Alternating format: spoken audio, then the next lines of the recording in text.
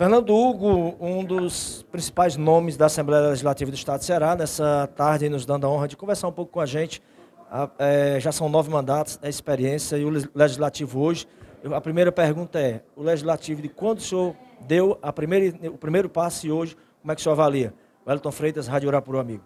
Óbvio, logicamente, o tempo, senhor de todas as razões, pai das modificações comportamentais, existenciais, sociopolíticas, faz com que o Legislativo de hoje tenha uma postura diferente, tenha uma condição de trabalho bem diferente.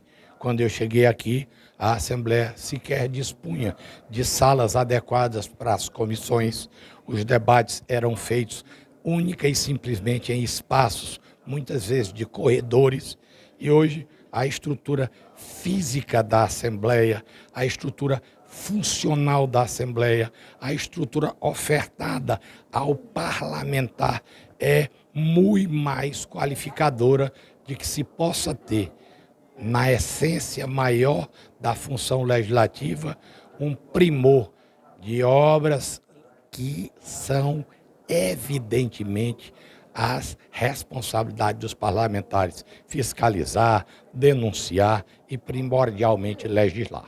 A avaliação que o senhor faz desse momento que o senhor falou de todo aquele começo e inclusive passou pela mão do seu partido hoje, o PSD, essa grande estrutura que temos hoje da época Domingos, né? Foi Domingos Gomes Aguiar Filho, o famoso Domingos Filho, o Dominguinho, o querido e amigo, um dos maiores presidentes da Assembleia.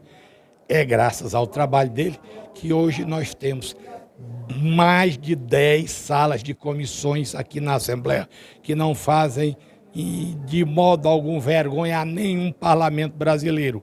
Afora isso, a instalação funcional da Rádio FM Assembleia, que leva, mensageia a verdade de debates, a verdade de discussões, seja nas comissões ou nos plenários. Escreveu com letras doiradas a sua passagem na presidência dessa casa. Algo que marcou o senhor nesses 9 mandatos aqui na casa, como algo que ficou marcado como projeto para o povo cearense? Muitos, dentre eles, por exemplo, a modificação do sistema previdenciário cearense, dentre eles a venda da Coelce, dentre eles CPIs imensas, como CPIs do BEC, CPIs da busca de saber quem era que roubava tanto no DPVAT, CPIs que marcaram épocas como a CPI da pedofilia e do uso indevido de forças bandíticas na proliferação prostíbular do Estado. Eu tenho muito a contar, são 34 anos corridos aqui dentro, sempre gostando do parlamento e sempre fazendo dessa casa um eito de acoitamento, de recebimento, de acolhimento dos ais e uis da população. Houve um projeto de indicação que chegou a esta casa na sessão passada, na semana passada, quarta-feira passada, que foi rejeitado pela casa a questão de um pedido do prefeito de Sobral, que é seu amigo, e o senhor fez muitas referências ao político, ao gestor, né? E com aquela fala que ele... Parece que está havendo uma briga entre ele e o bispo lá de Sobral. E o senhor já tem entendimento de as coisas já se acalmaram por lá? O ex-deputado Ivo Ferreira Gomes, hoje brilhante prefeito de Sobral pela segunda vez, é uma figura icônica da vida pública cearense. Merece de nós todo o aplauso.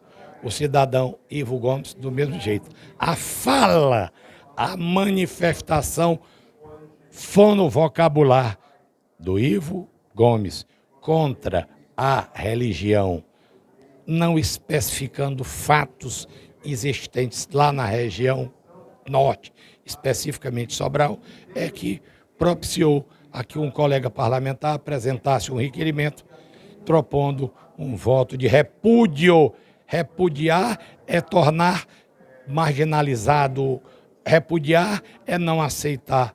E eu aprovei, votei a favor e ainda consegui que o propositor, o deputado Alcides, conseguisse modificar o termo repúdio por uma manifestação pública de pedido de desculpas à igreja, que, como instituição, é feita por homens e, assim sendo, tem suas falhas, seus deslizes, seja na época inicial da igreja cristã, seja nos dias hoje em dia, não somente com a igreja católica à frente, mas com a multiplicidade de igrejas evangélicas que compõem e fazem parte do mundo cristão.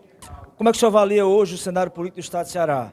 Cid e Ciro lançaram o Camilo, e agora Camilo está como a maior força política do estado de Ceará e o PDT não consegue se alinhar. Como é que o senhor avalia? Indiscutivelmente, a política, na dinamicidade que tem, faz com que aqui, ali e acolá surjam novas lideranças.